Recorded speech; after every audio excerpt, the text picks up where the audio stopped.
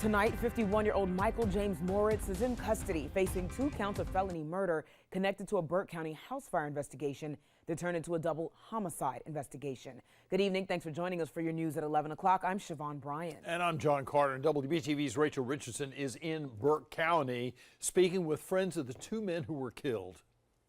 Both of the women that I spoke with say that they knew both victims, Michael Halliburton and Joseph Byrd, for some time.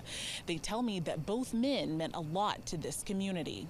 Late last month, the Burke County Sheriff's Office, State Bureau of Investigation, and County Fire Marshal began investigating 2 deaths following a house fire on Swing Street in Morganton. Donna Hughes and her cousin Kimberly Coggins tell me they hoped it wasn't their friend Joe. And I was like, Lord, please tell me it's not Joe, you know. And then when the news came out it was Joe, it just broke, we just cried. I mean, it just broke my heart. I was devastated. Shock is not even a good word. The fire investigation turned into a double homicide investigation.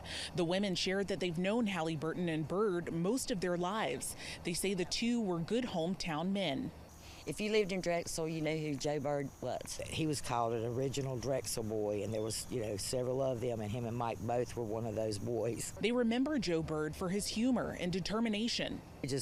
He was get up and he was a go-getter, They would do anything for anybody. All you had to do was ask. Following the latest updates in the investigation and recent arrest, these 2, like many others in the community, say they're looking for answers and for justice. I'm sure that there are people here that want to know what happened, for the simple fact that, things like this don't happen in our communities. Donna says Joe loved his dogs and his family. She says he didn't have any enemies and wants this community to remember him for his values. I know I'm really going to miss him, and I know his daughters are going to miss him because his daughters were everything to him. And when he talked about them, there was a twinkle in his eyes. I mean, that was his greatest blessings. Moritz has been transported to the magistrate's office and is being held without bond.